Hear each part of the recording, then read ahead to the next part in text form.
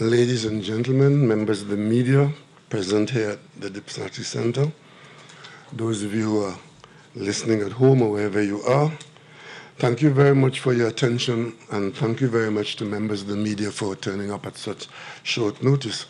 But it is sufficiently important for us to address you today so that the country could remain on an even keel and go to bed tonight knowing that your national affairs are in good hands. I have with me today the Minister of Finance, who is the corporation soul dealing with the portfolio of state enterprise assets, and also the Minister of Energy, who has the responsibility specifically for Patriotic and its subsidiaries. I have called you here this afternoon at such short notice to acknowledge and to condemn the irresponsible conduct of the opposition leader in Trinidad and Tobago. The opposition leader in Trinidad and Tobago has a difficult job. I know it, I've been there. And one simply has to be observing to know that some people handle things differently. Our current opposition leader needs to make herself relevant, but certainly it ought not to be at the expense of the national community.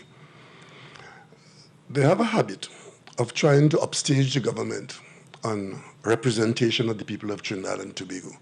So whenever it is required for the government to represent the people, the opposition leader tends to want to jump out in front, either to make a statement or to ask questions or to congratulate, when in fact these things are really the preserve of the government representing the people. As a result of that, we've seen the opposition leader from time to time doing very unethical things. During the COVID early days, we had an opposition that was quite dismissive of the government's effort and concern in dealing with COVID. Eventually, of course, the WHO put out a calendar of COVID concerns, and it was a very impressive piece of work coming from the WHO to those of us in the world who are paying attention to the management of COVID issues. The UNC opposition plagiarized the calendar, put the name of the opposition leader and a picture on it, and put it out as though it was a UNC piece of work. That was not the end of it. We were talking and responding to the arrival of the virus here in Trinidad and Tobago, and eventually, as we all expected, eventually we will face deaths, as the rest of the world was. And you may recall the disgusting conduct of the opposition leader, who, when we had our first COVID death, breached all hospital protocols and Ministry of Health standing protocols about bereavement, and ran out as opposition leader and made a political announcement of the death of the first person from COVID in Trinidad and Tobago. You may recall that. It was quite upsetting to the family, to the community, and to the people of Trinidad and Tobago. But last Saturday, they went one better. And the background of it is this. Trinidad and Tobago has a foreign policy, which is being run by the government of Trinidad and Tobago. And some countries would say in their own language that politics stops at the border, but not in Trinidad and Tobago. What we faced for the last year and a half or 2 years was an opposition led by Mrs. Kamla Persad-Bissessar, followed by Rodney Charles and others, who were actively undermining the foreign policy of Trinidad and Tobago. There were some US activities and policies that affect the Caribbean and Venezuela in particular, which were not in sync with Trinidad and Tobago's principles and our foreign policy as practiced by this nation. And as fast as the government stood its position in the face of the Donald Trump regime's activities in and around the region, the opposition in Trinidad and Tobago relentlessly undermined the government's effort, openly supporting some President Guaido in Venezuela, asking for sanctions against Trinidad and Tobago, fabricating stories about Paria, a state company trading in fuel in violation of US sanctions, writing the ambassador of the United States asking him to take action against members of the government and the country. That was the opposition. Lo and behold, last Saturday there was an election result in Washington. And against that background, and in the keeping of their practice of running ahead and trying to upstage the government, While we were in this room doing our weekly COVID update, the opposition leader issued a statement of congratulation to President-elect Joe Biden. Well, nothing wrong with that. Anybody can do that, and it's quite proper to do that and normal, except that our opposition leader, in a simple matter, like saying congratulations to a foreign leader or anybody, disgraced our country by plagiarizing virtually word for word the congratulations of a British member of parliament who had posted his congratulations a few hours earlier on Twitter. And of course, the explanations for that are themselves an embarrassment. As a result of that, which became the news on Saturday night, by Sunday, the opposition leader was in big trouble, humiliated by being discovered for this infraction. And of course, by Monday night, she needed a distraction. So she organized her forum on Monday and decided to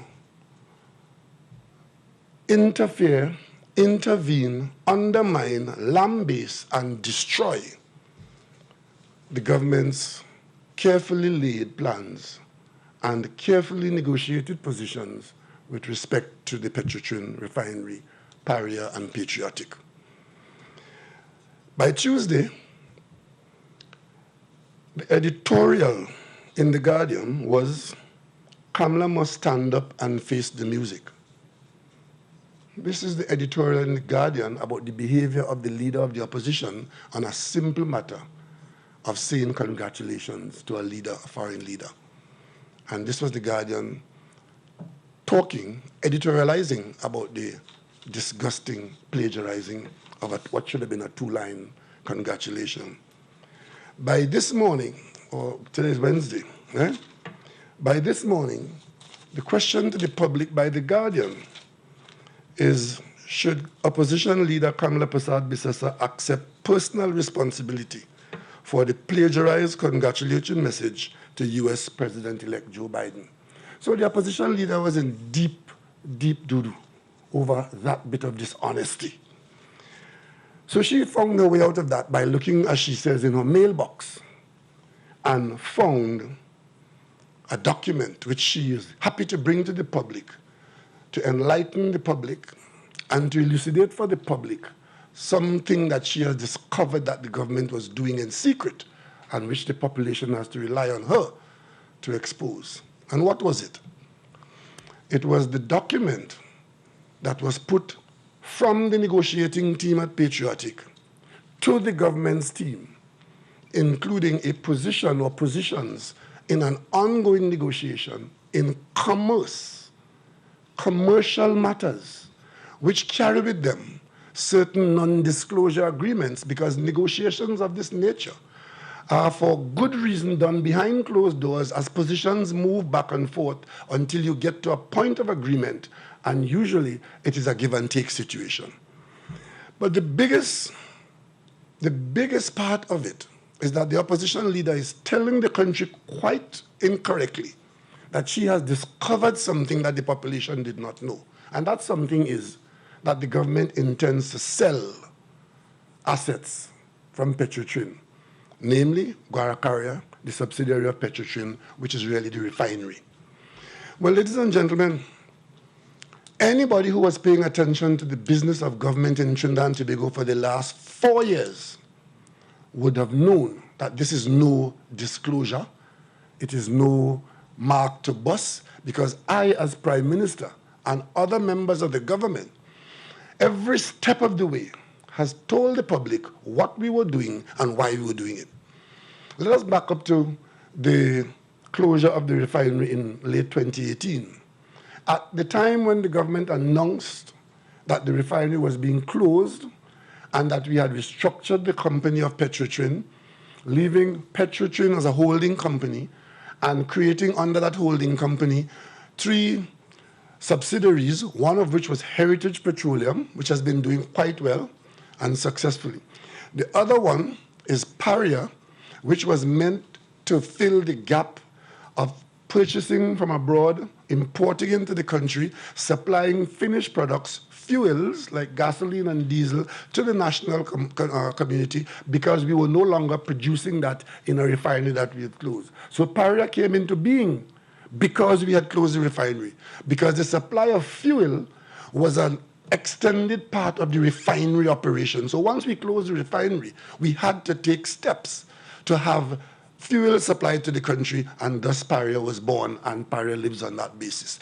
You may recall when we did that, there was all this doom and gloom talk from the said opposition and the said opposition leader about what was going to happen to the fuel supply, what was going to happen to the price of fuel, how there were going to be all kinds of short. What happened? A very smooth, undisturbed transition of the supply of fuel. In fact, even before the fuel was supplied from Paria, even before we had imported the first shipment of fuel, the opposition was out there encouraging people to say that the new fuel burning out faster in their cars, even before we had put the fuel into the market. But that is their style. And of course, Guaracara was the company, the refinery. We told the nation that we would go out, and we did so. We went out for requests for proposals, called RFP, to the world, asking any person, any entity, any company who may be interested in a used refinery, which is now not in operation in Trinidad and Tobago, to make proposals to the relevant authorities in Trinidad and Tobago. And that was done in the most transparent and open way, where all interested parties were given access to over time, and we had a data room and all of that. And when all of that was done, they were allowed to put their proposals in. And the cabinet put in place an evaluation committee of very distinguished citizens to deal with those submissions, and from their work, advise the cabinet which of these many proposals has the best prospect of success and which one has served the public interest best. That was done, all of it, in front of the public. So I don't know where the opposition leader is coming from now to try to surprise the country in her weekend of difficulty by telling the country that she has discovered that the government intends to sell the refinery. It was always the government's intention, and said so, that we asked for proposals. Some people wanted to buy it. Some wanted to lease it. Some wanted to use it for free. Some didn't have any idea what it was about. So therefore, from the time you go out for requests for proposals, one of the proposals was an option to purchase it. That happens to be the proposal that the evaluating team said to the government is the best of all proposals. A proposal from a local company owned by OWTU was selected because their offer was deemed to be the best one, and they wanted to buy the refinery. So right then and there, the country would have known that the refinery was for sale and there was a buyer in the offing. And all of our dealings with Patriotic since then was against the background of an offer to purchase the refinery. So I don't know why the opposition leader believes that she can drag herself out of her dismal condition this weekend by surprising the country with news that she got in her mailbox. Maybe the same place she got Mr. English MP congratulation from. It came to her mailbox. And she got in her mailbox a document that says that the refinery is going to be sold. There's absolutely no news in that. It's an act of desperation. And of course, the government always maintained to Patriotic, to the company, and to the population that in this matter of the restructuring of Petrotrin, the government will protect the public interest, in this case, the whole question of this security for fuel supply to the country. And therein comes Paria. If the refinery is sold and the refinery is producing finished product like gasoline and diesel, what do they do with it? Do they compete with another company that the government owns here in Trinidad and Tobago, Paria, that is doing the same thing, importing it from abroad? Or do we negotiate a way where the refinery and Patriotic and Paria see this as a national effort, and refinery and imported and exporting of fuel is a business that you negotiate into? And these are the kinds of issues that attracted the attention of all parties behind closed doors. And that is why you need non-disclosure to protect positions as they evolve.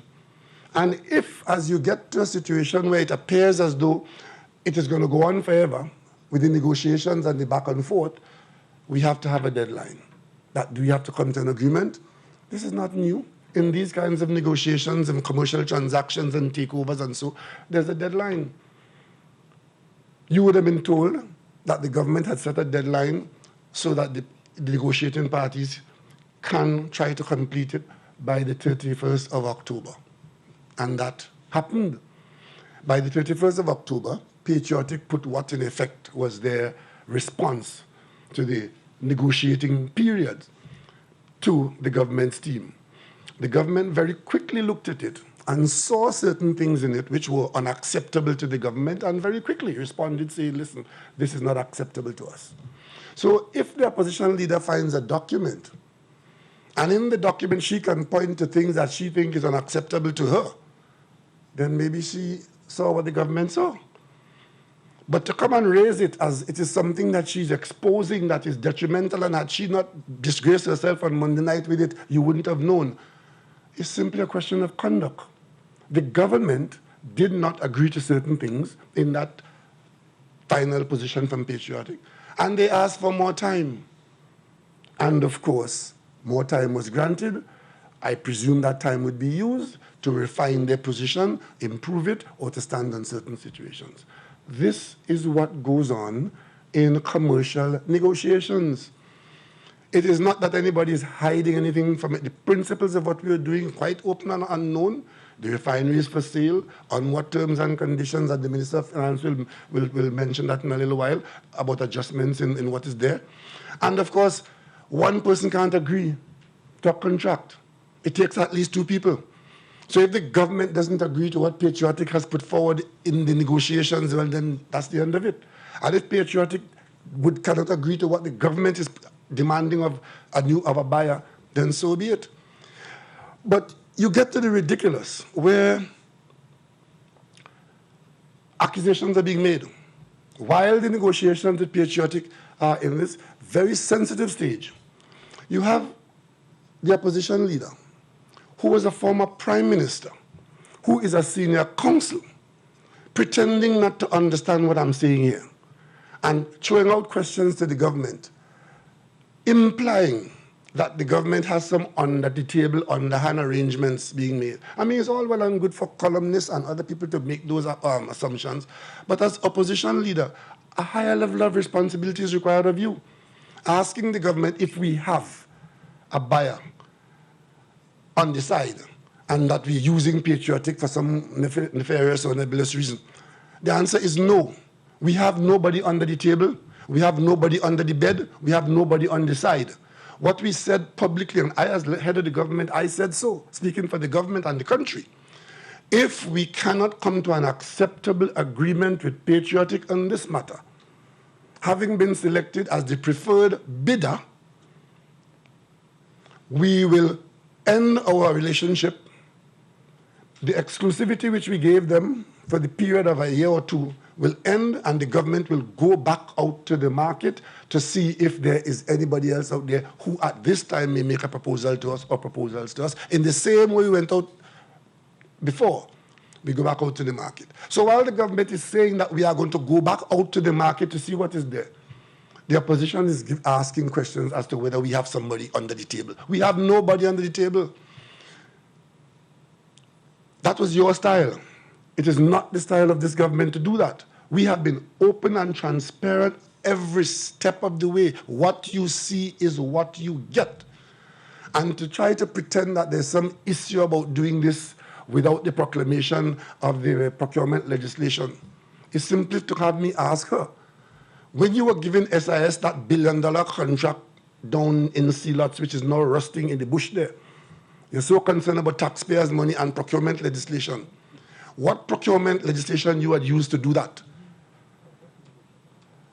And that was a simple, straightforward contract that would easily have fallen under the procurement legislation and the director in there. But this matter I'm talking about has to involve negotiations of government authority with a buyer. The Patriotic leadership and the government evaluation teams, they have to negotiate.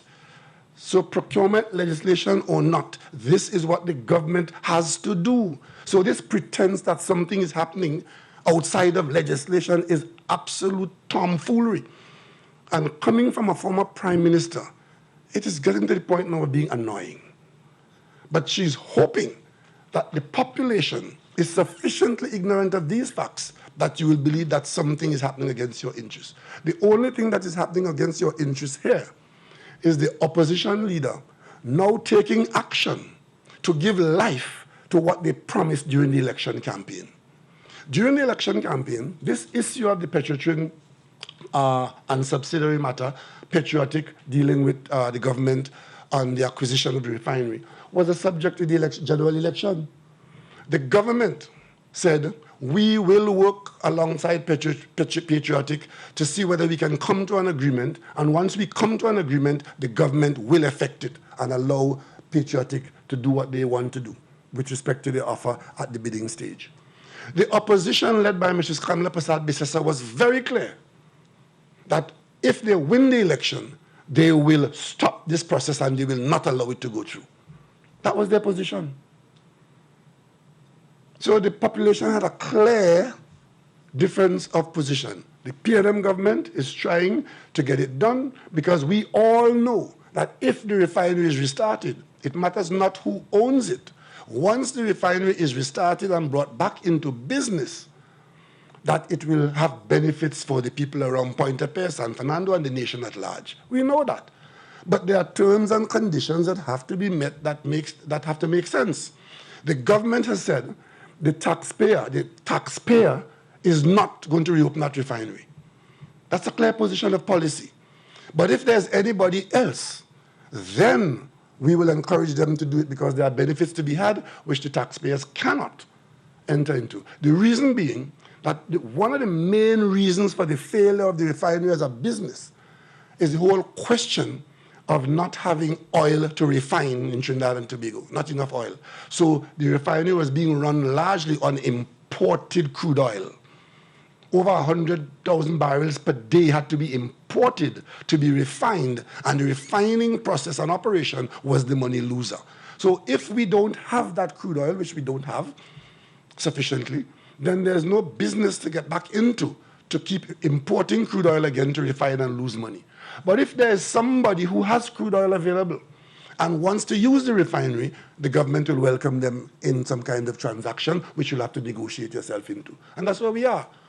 So you hear the name mentioned, Trafigura, and all kind of conspiracy theories being drummed up by the opposition leader about Trafigura. Trafigura is not the government's partner. Trafigura comes with the patriotic offer because the OWTU, in wanting to get involved in refining, they went and looked for their partner, which I presume is a partner that will bring to them the raw material that the government didn't have. And that's a fundamental part of their offer, because if they don't have crude, and crude from a source that is useful to their bid, then they have no proposal. So the opposition leader is misleading the population by implying that the government has some deal to appear somewhere involving Trafigura. Trafigura is Patriotic's business.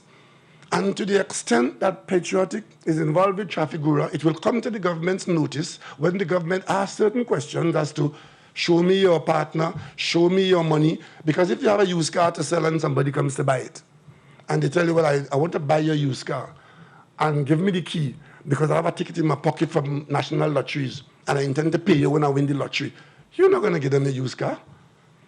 You would want to know that you're going to be paid for what you're going to pass on to them. And it's the same thing in this kind of commerce. And then to add insult to injury, in her expose on Monday night with what she got in her mailbox and in the disgrace that she's engaging in, she's going to tell the country that the government has been fooling the workers of OWTU and fooling the country because the government never intended to sell it to the OWTU and Patriotic because it cannot be sold because the asset is mortgaged.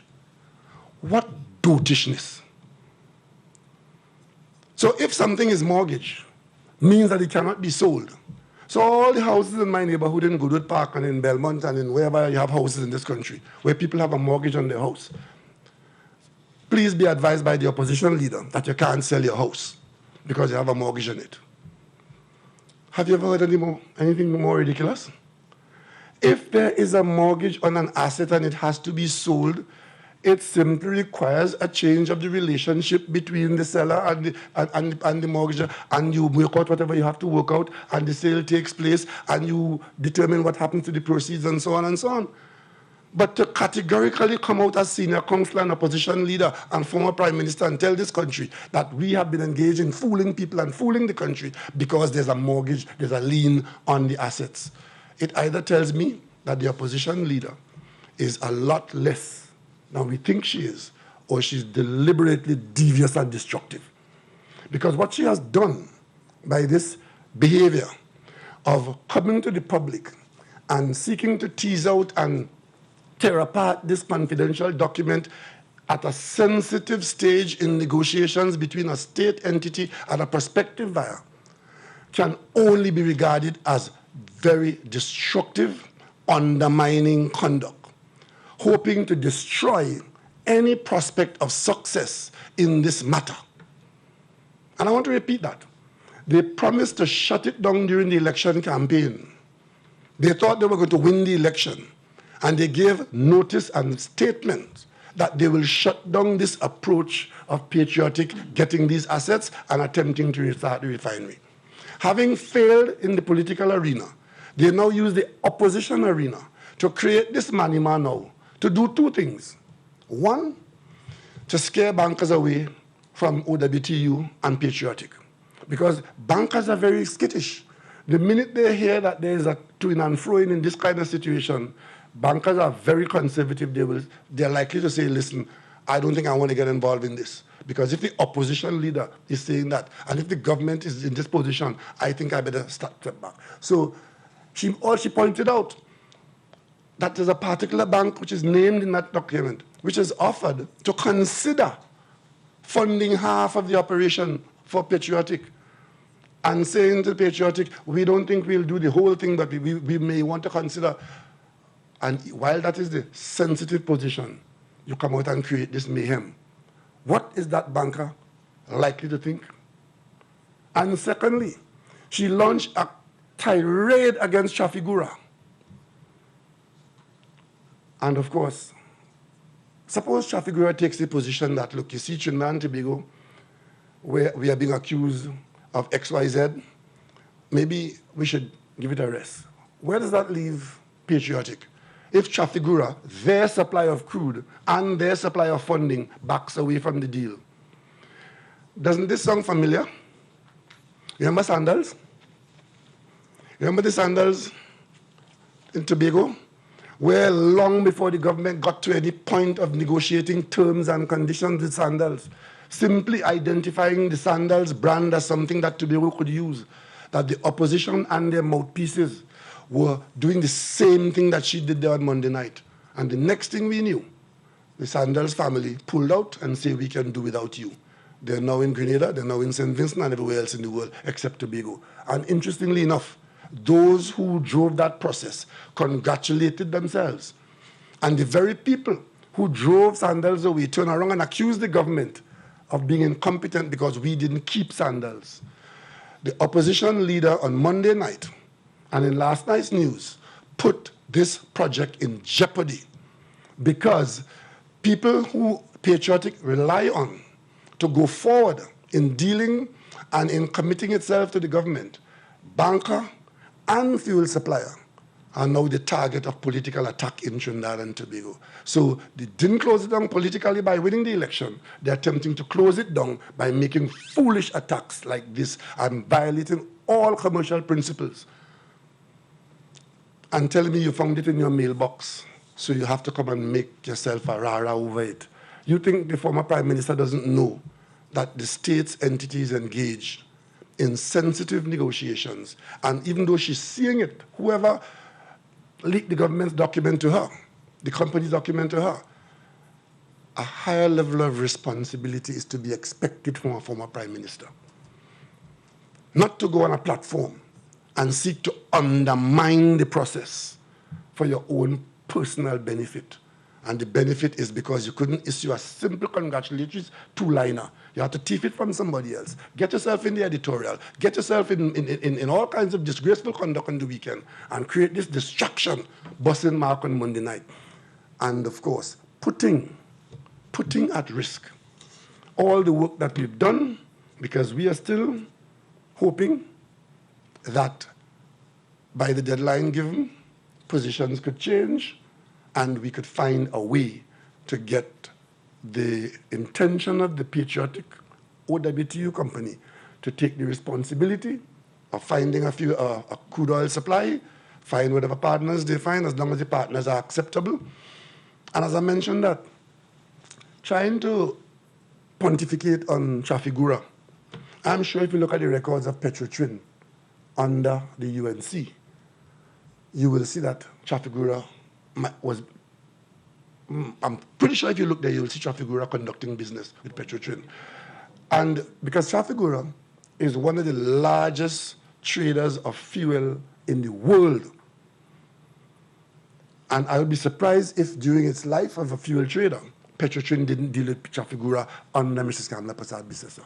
But to come now and start to call them, accuse them of rape and pillage, is to say that, okay, they shouldn't work in Trinidad and Tobago.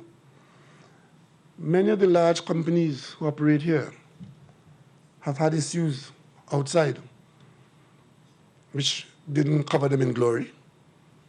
So we are not going to deal with crooks. And as a matter of fact, you know, I've made it quite clear that the only place that I knowingly associate with crooks is in the Parliament of Trinidad and Tobago. Other than that, you know, the others have to be discovered. But I think this is a blow and a shot under the belly of the effort of Patriotic and OWTU to, on behalf of workers, break a mold and try to get involved in business. We from day one told the OWTU, any dealing with you on this refinery which you indicated an interest in has to be subject to rigorous examination. And such robust examination must be in the context of business.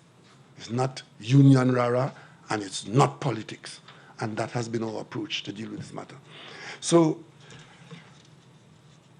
the whole question of asking the government to pay their fees, look at the verb in that sentence. It says seeking to. They're seeking to get the government to do that. That's a big mark that she busts. They're asking the government to pay 26 million US that they spent on fees and costs and so on, and they're seeking to recover it. I don't know that they will find that. And in negotiations, you may very well give on one hand to get on the other hand, I don't know. But to come and tell the country that that's a big discovery from her mailbox, again, you know, taking you for fools. The sensitivity of this is such that we just have to wait and see what happens now. Because the opposition leader went as far as talking about discovering that there are grants and granting exemptions are part of the document. Since when granting exemptions is a matter to scare this country? There are very few businesses in this country that have not got some kind of exemption from the Minister of Finance, if that is what is required to foster and nurture the business, whether it's in tourism, whether it's in manufacturing, whether it's in importation, for whatever kinds of matters. So to come and say you're going to be a tongue crier over exemptions which have not come to the government, as far as I'm aware. I know of no exemptions at this stage. It may come as part of the negotiated position at the end of the negotiations. So why is the opposition leader, former prime minister, who should know this, behaving this way? And of course, you know, we have seen this kind of behavior before, without consequences. On this occasion, the consequences could be grave. Because if, as a result of this behavior, Patriotic lose their partners in any way and are not able to conclude, as we expected that they might have been able to, and we do not get the refinery started, it will simply be a continuation of a refinery being closed down, like many others. Only this week, or last week, is it BP? Closed down one of the big refineries somewhere, and recently another one was closed down because in business of refining, if the refining doesn't make business sense, the owners tend to shut it in. And if maybe somebody else come later on and try to use it. So what is most surprising about this is that this Patriotic issue, which they hope to have ridden on its back into a general election, I want to tell the opposition leader that the elections are over. The government of the country has been allowed to continue in office. And we should stop fighting that campaign, which is now history, and allow good sense to prevail and see whether, in fact, this very difficult assignment that the OWTU has taken on, whether it can come to pass, because it is not a chemistry set, as one person has said earlier on. A refinery is a multi-billion-dollar enterprise requiring serious capital outlay. It is because the government understood that why the Minister of Finance had granted a moratorium from the payment of the capital as offered, knowing that significant money would have to be raised to restart the refinery. We understood that from the beginning. We analyzed the refinery for 2 years and came to a position that the refinery had to be shut down. Not Patriotic had to be shut down. The refinery had to be shut down. And the rest of the business had to be restarted. Heritage, Paria, and we deal with the refinery quite separately. And finally, I want to say this. This discovery that Paria is going to be sold. What is Paria? Paria is the vehicle that we created during the restructuring to deal with the fuel supply into the country when there was no local production. In the event that local production commences at the refinery, what does that say for the vehicle that you are, in fact, using now? Can't you see a synergy between there? And why is it that you have to infer that there's something underhand about it? When she left office, there was no Paria. What was left was a Patriotic cancer that was not diagnosed and not treated. We have had the surgery. The recuperation is taking place. And we hate to think that it is the intention of the opposition leader to restart this ailment for political benefit.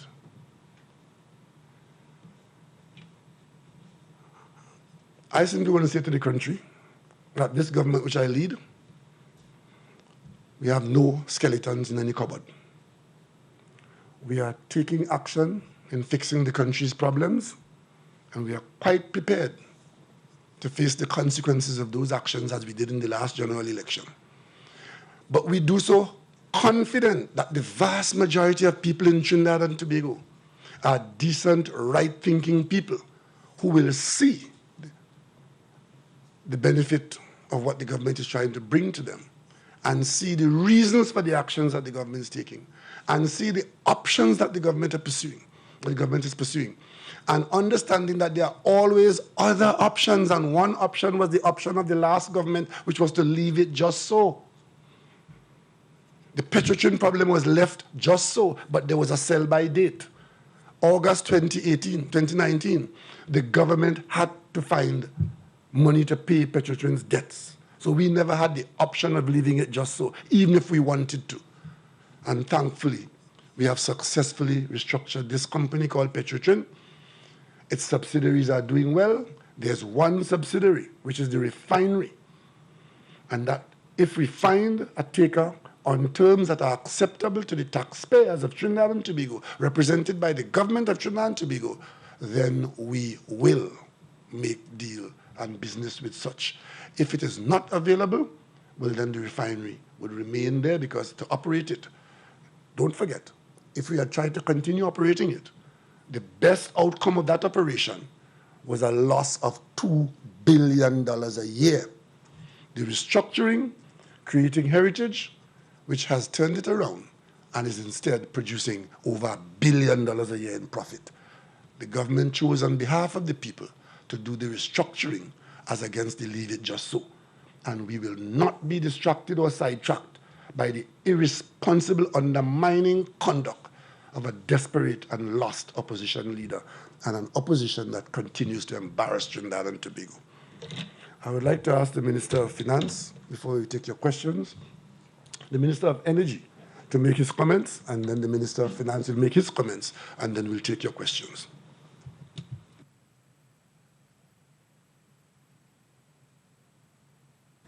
Thank you very much, Prime Minister. I just want to deal with one aspect of this issue. I just want the population and the country to know that the oil and gas business is an international industry. As Minister of Energy, I deal every day with international players.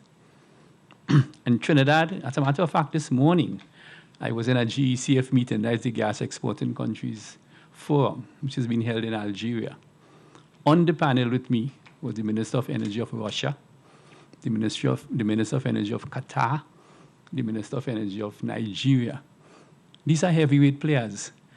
And you will be surprised to know how respected Trinidad and Tobago's energy sector is.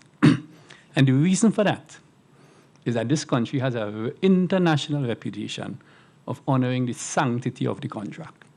From Dr. Williams, to A.N.R. Robinson, to George Chambers, to Patrick Manning, to Basdev Pandey. Because we respect the sanctity of the contract, we respect with a great amount of fervor non-disclosure agreements and confidentiality clauses and agreements in commercial contracts. Without that, you cannot succeed in this international energy sector. And what the opposition leader did is put a spear in the heart of these fundamental concepts. We can hurt badly as a nation in that regard. As a government, we have to bring some clarity to the situation and bring some sanity to the situation. But in the context of this business, what was done on Monday night by the leader of the opposition is a cardinal sin committed against the people of Trinidad and Tobago. The details, as the Prime Minister articulated, is well known. So all I would want to say is that aspect of it, which I wanted to put this whole discussion in context. Thank you, sir. Thank you, Minister of Energy. Could we have the Minister of Finance, Corporation Seoul, please? Thank you very much, Prime Minister, my colleague, Minister of Energy, and members of the media, and the listening public. I want to clear up some issues because I've listened very intently to the Honorable Prime Minister, and I've watched the television coverage of the statements made by the Leader of the Opposition, and I've seen how it's been reported in the press. In September of 2019, September the 25th, in a document that is a public document that has been published since then, as Minister of Finance's Corporation Seoul, I wrote a letter to Patriotic Energies and Technologies Company Limited. And it was with respect to the selection of Patriotic Energies as the preferred bidder for the sale. That's the first important word I would like you to remember.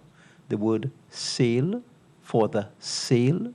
So that over a year ago, it was public knowledge that we had selected Patriotic Energies for the sale of the Guaracara Refining Company Limited, and is the next one I wanted to pay close attention to, the Paria Fuel Trading Company Limited.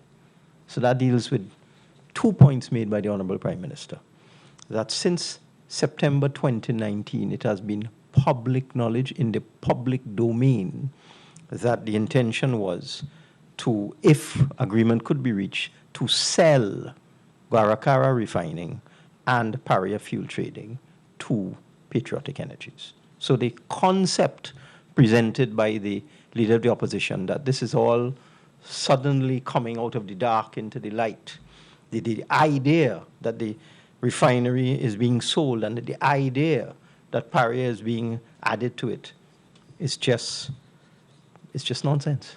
It's just untrue. I just want to make that point. The other point I want to make is that in this letter, we had told Patriotic that we are selecting them as the preferred bidder for the sale of the caption assets I've just described them to you, Guaracara and Paria, in the amount of $700 million. And we gave them conditions. We gave them 10 conditions. And I just want to point to another point made by the Honorable Prime Minister. The fourth condition,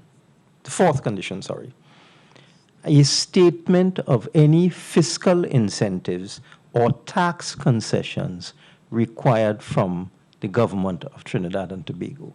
So we told Patriotic over a year ago that you have to tell us what fiscal incentives or tax concessions you require. That is in the public domain now for a year. So they've told us, okay? It doesn't mean that we will agree with what they ask. We simply told them we want full disclosure. If you want tax incentives or concessions, tell us, and then we will consider them. And that's all part of the process. The other one that I find shocking is the Leader of the Opposition's reference to Trafigura, and very negative references too, and insinuations. I mean, I saw the clip where the insinuation is clear that Trafigura is some sort of criminal enterprise that is involved in all kind of evil all over the world, and therefore not suitable for engagement in Trinidad and Tobago. But in this letter, in item, there's a reference here to Trafigura. There is an item related to a memorandum of understanding with Trafigura. It is item 7, and it reads as follows. We ask Patriotic to tell us or to give us a plan for the supply of petroleum products during the transition to full operationalization by Patriotic of the refinery, inclusive of the finalization of the memorandum of understanding with Trafigura Pte. Limited. So 1 year ago, it was known that Patriotic, in its tender, had indicated that it intended to enter into an MOU with Trafigura for the supply of petroleum, particularly crude oil. And Trafigura possibly quite likely helped them in the sale of refined products as well, because that's what Trafigura does. So 1 year ago, all of this was in the public domain by way of this letter written to them on the 25th of September 2019. So it's crazy for the opposition leader to come now and say, the country never knew we were going to sell the refinery. The country never knew that Paria was involved, or certain elements of Paria, because the letter talks about certain assets of Guaracara and certain assets of Paria. And the lady has said, we never knew, we were never told. Not true. We were never told about Trafigura. Not true. We were never told about potential tax concessions. Not true. This has all been out there for 1 year. And the final item I'd like to deal with from my perspective at this time,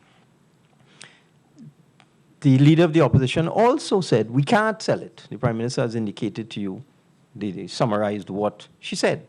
We can't sell it because there's a mortgage. Nonsense. Obviously, if you're selling someone something, it must be free of encumbrances. If any of you, and I'm sure some of you have, are homeowners, would have entered into a purchase agreement to buy property, one of the most basic clauses in a purchase agreement is that the vendor, the person selling it, agrees that on completion of the sale, it will be free of encumbrances. We're not selling anything with any mortgage or lien on it. We will deal with that. That is a government matter. That's a matter for the cabinet, for the corporation sole. If there is a lien, we can get the lien put on other assets. We can get the lien changed to something else. That is a matter for corporation sole. It is a nonsense for the Leader of the Opposition to say that the refinery can't be sold because at this time there's a lien on some of the assets. I just want to make those points from a finance perspective. I want to go on to another topic now, because the opposition leader has a habit of making wild and scandalous allegations I had to have a press conference just the other day to deal with some false and defamatory allegations made about Minister Young, and the Minister West was there to deal with defamatory allegations made about the Attorney General. But continuing in this reckless pathway, I read this in the papers today, that Persad-Bissessar said on Monday the IMF had indicated there was an issue with banks in the country. And in full dramatic style, she said, I am disturbed, and the people must be disturbed, exceedingly disturbed, not just about the deal, the sale of the refinery, but also the fact that the IMF has told us there's something going wrong with our banks, that the banks don't have the level of risk they should have. I call on the government to tell us, and if you don't tell us, this is the drama, I will reveal the report I have, a recent report, and she goes on, as if this is some secret backroom report. Nonsense. Let me put the facts into the public domain, and I'll explain why this is so dangerous. In the same way, the leader of the opposition's reckless remarks with respect to the sale of the refinery are dangerous. These comments are dangerous. Since 2017, myself and my team, who would travel to Washington, and in October, the team would travel without me because of the annual budget, but in April, I would, from time to time, take the opportunity to go to the annual meetings of the IMF World Bank in Washington. Since 2017, our Trinidad and Tobago team has been in discussions with the IMF to conduct something called a financial sector stability assessment. In other words, we have asked the IMF over the last 3 years to come to Trinidad and Tobago. This is what the IMF does, because apart from providing lending of the last resort to countries, the IMF also has a very strong technical department. So we asked the technical people at the IMF to come to Trinidad and Tobago and do a financial sector assessment, stability assessment for us. The acronym is FSAP. The IMF eventually agreed to do so in 2019, and they don't do this for every country, but we had been behind them for a couple of years. We wanted an independent analysis of a banking sector. So they did a scoping mission in June 2019, over a year ago, and the opposition leader would know this in June 2019. Then there were two main missions that came to Trinidad and Tobago, October to November 2019, January to February 2020. Again, the leader of the opposition, because the IMF takes its time to consult with the private sector, the opposition, various economists and so on when they come. So 3 missions to Trinidad and Tobago with respect to this matter.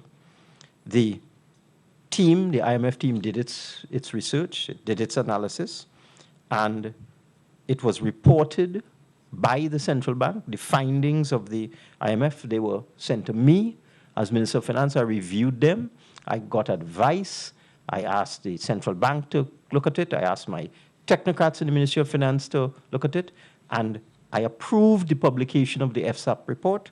And it was made known to the public at a webinar, a public webinar, on October the 1st, 2020, over a month ago. The report was also published by the IMF on its website in October and is on the central bank's website as we speak. That is the secret report that the leader of the opposition is talking about, that she will release if I don't say something about it. It's on the central bank website. It is the subject of a public webinar by the central bank over a month ago. And this is the recklessness I'm talking about. And you know what the main findings of the financial stability assessment team of the IMF were? Finding number 1, Trinidad and Tobago's financial system is sound, well capitalized. However, there are some vulnerabilities. You know what they are? The financial problems caused by COVID-19. That's one of the problems that Trinidad and Tobago has, like every other country in the world. So that the IMF just gave us some advice, look at a few things, look at the exposure of banks to the sovereign, because in Trinidad and Tobago, the government is the biggest borrower. Look at that. Make sure it's not outside the ratios and so on. Look at credit unions. There's nothing new about that. There have been reports that we should bring the credit unions under better supervision than they are now.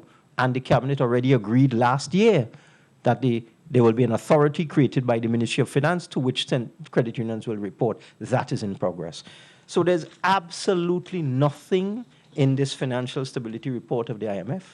It is public.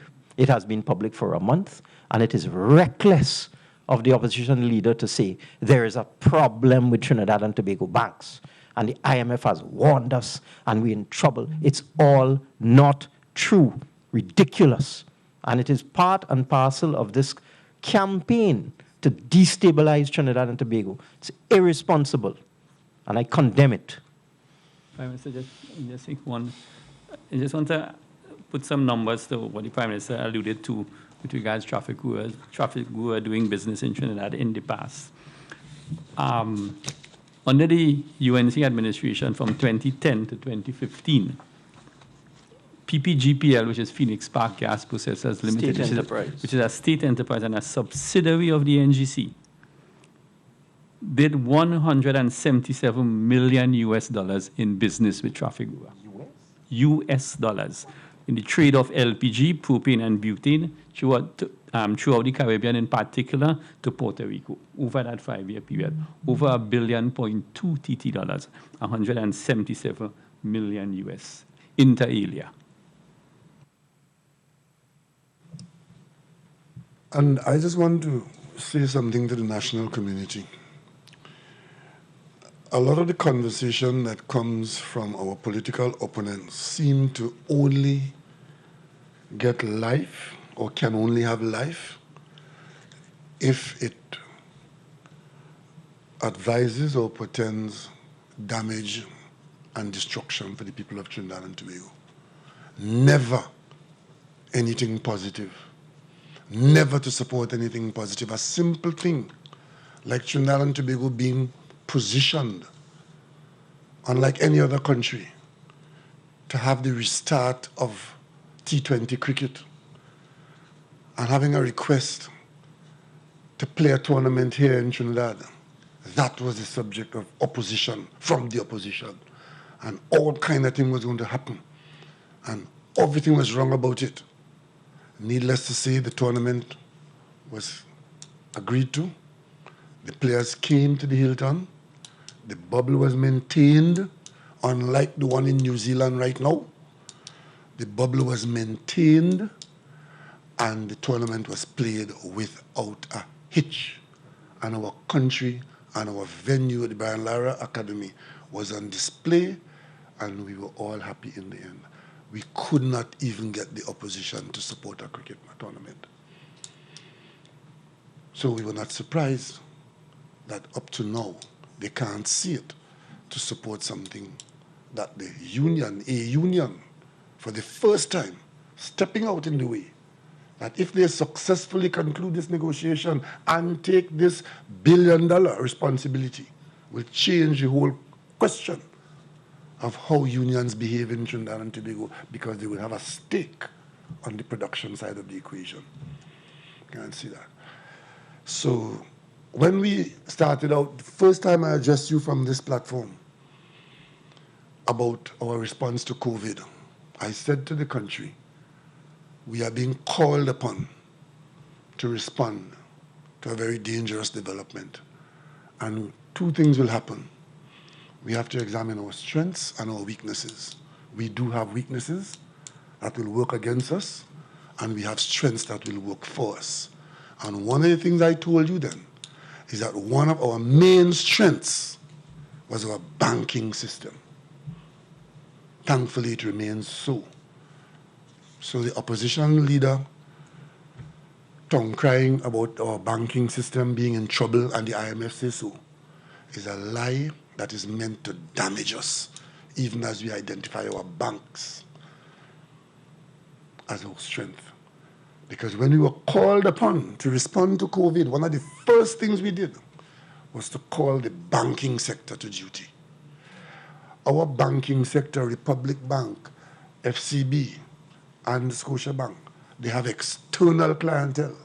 Banks are doing business every day on the matter of confidence.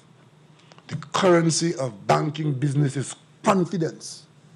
And the opposition leader's reckless behavior is threatening that confidence in the banking system of Trinidad and Tobago. And I can go further. The banks in this country are owned by the people of the country. Many of you don't know how much of it you own and what it does for you, because the shares at the banks that own, they have to pay for people who own the bank shares. You might have a unit trust account. You might have units. What does the unit trust invest in to give you your little kakada when they pay you? Whose shares do they invest in? Who is the shareholder in NEL, in FCB that has gone public as part of his shareholding? Who is the shareholder in the NIF that we've created to hold a substantial amount of bank shares? So when the reckless opposition leader awakens from a drunken stupor to come and tell you that we have banks in the country that are in fact in trouble, she hits at the core of every citizen of Trinidad and Tobago with her irresponsibility, and I'm asking her to stop. The politics didn't stop at the waterline because they went out supporting American foreign policy against Trinidad and Tobago. I'm asking her to stop undermining the interests of the people of Trinidad and Tobago. We are not afraid of any political engagement. We are the PNM.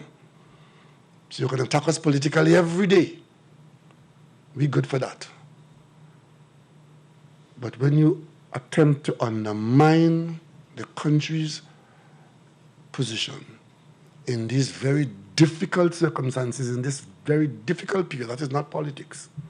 That is simply undermining us. And the behavior of the opposition leader in the last turnaround is meant to undermine the effort of the government and the private sector, in this case labor, in making what we are hoping is a far-reaching development.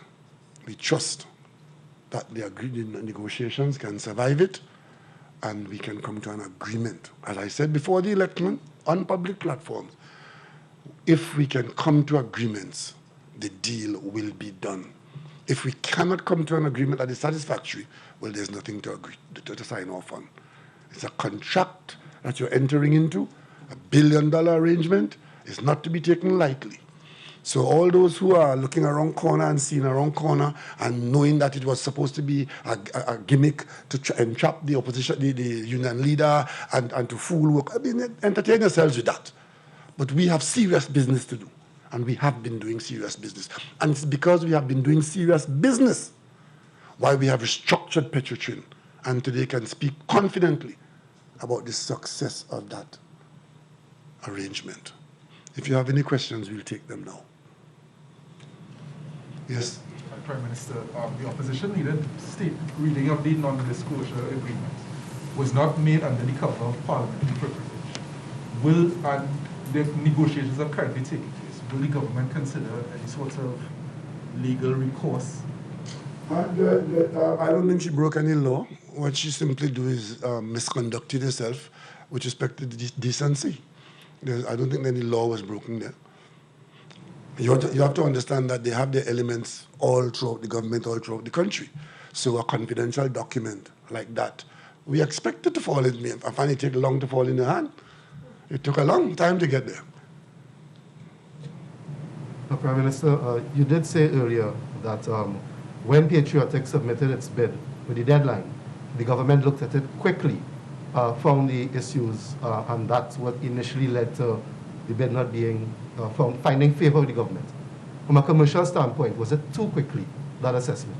You know, if the government had not responded, you'd have been asking me a different question today. Since you got that thing from Patriotic, why hasn't the government responded? This is a government that takes its job seriously. Government agencies were involved in the discussion, in the negotiation.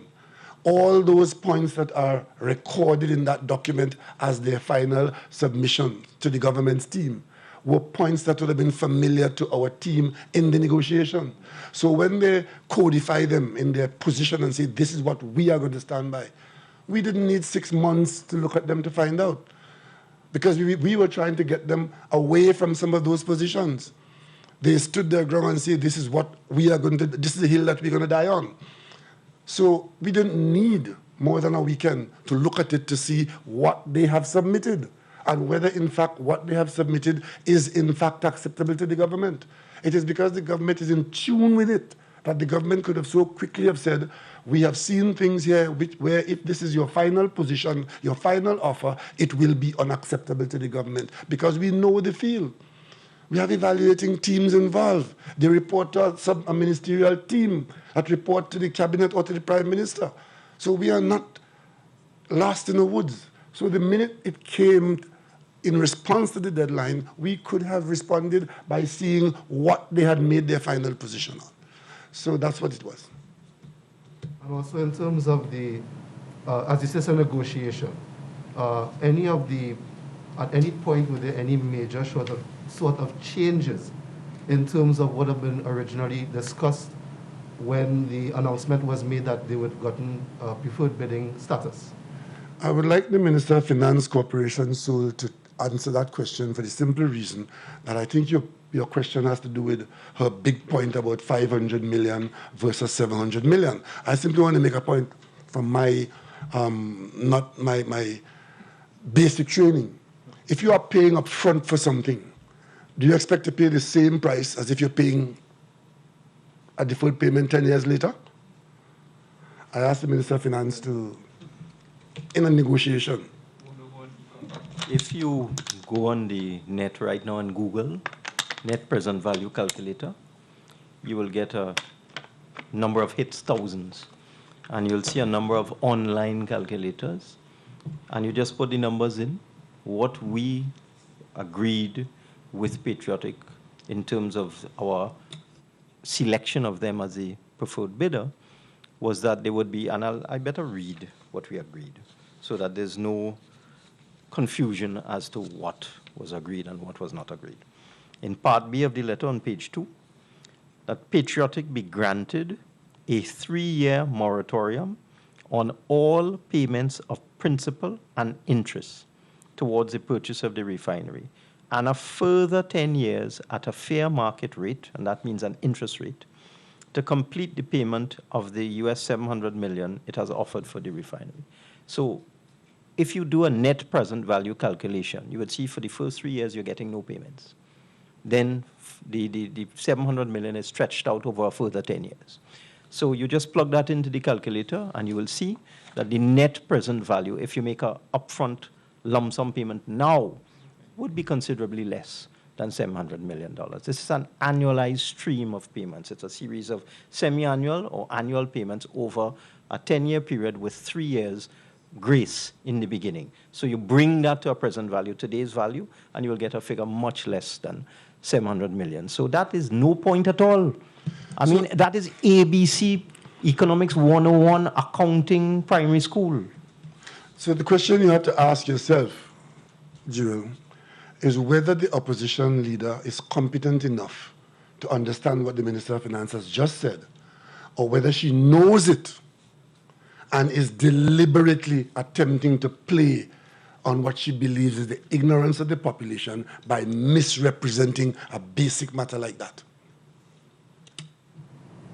Also, in terms of, and just for clarification, in terms of the valuation of the refinery, the port, and so on, especially in the context of the depressed oil and gas prices due to COVID, was that a factor at all in terms of the valuation of the assets? There's an offer and acceptance. Right now, there's no decision to vary from that. What all that is out there as a big thing is that there's a possibility that we could get an upfront lump sum cash payment. That's all. And I don't know if any of you ever watch lotteries in the United States where people win $300 million. When you look at it very closely, that $300 million is paid over 20 years. Go and check it out. And you will see, or they will take a upfront lump sum cash payment of $100 million US. You understand?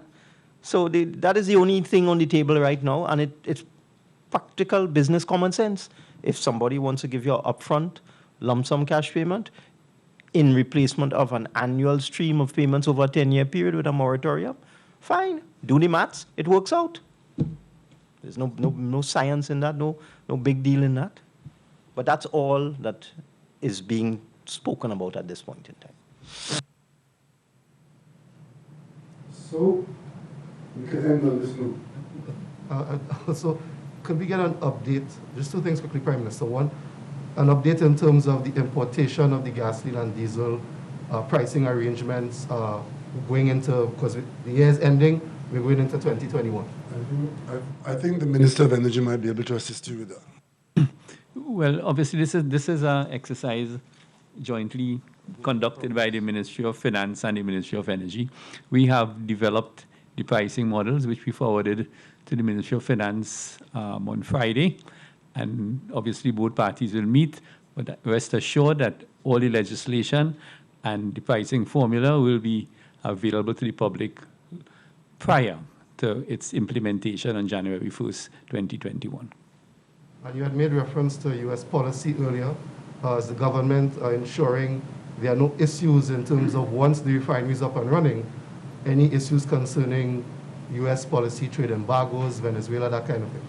Oh, I'm glad you mentioned that, because I didn't actually mention that. The opposition leader, in her haste to damage Trinidad and Tobago, went as far as to interpret from the document that she received, which has nothing like that in it, but she interpreted from it and injected into it some connection to the lies they told about Paria earlier and the case they tried to make against Trinidad and Tobago through Paria, saying that we were breaching U.S. sanctions against Venezuela. And this sale of the refinery, I saw one of her imps saying that the whole idea that is secretive is that the refinery will end up being owned by Venezuela. I want to say to the people of Trinidad and Tobago, all of these statements coming from the opposition are completely at variance with the truth and with facts. There's nothing whatsoever linking our operation and our negotiations here with anything to do with what they try to do. It is just throw it, hoping to stain our prospects. I will end by saying, Trinidad and Tobago remains a sovereign country, respectful of all, and under our stewardship, respected by all. U.S. foreign policy is one thing for the U.S., but Trinidad and Tobago's foreign policy is not to be undermined by the opposition in Trinidad and Tobago. Thank you very much for coming. Thank you. That was a live press conference by Prime Minister Dr. Keith Rowley and Minister of Energy and Energy Industries Franklin Can and Minister of Finance Com Imbert held at the Diplomatic Center in St. Anne's. Remember, you can join us for more on matters coming out of the press conference, as well as the latest stories on Facebook, YouTube, and Twitter at TTT Live Online.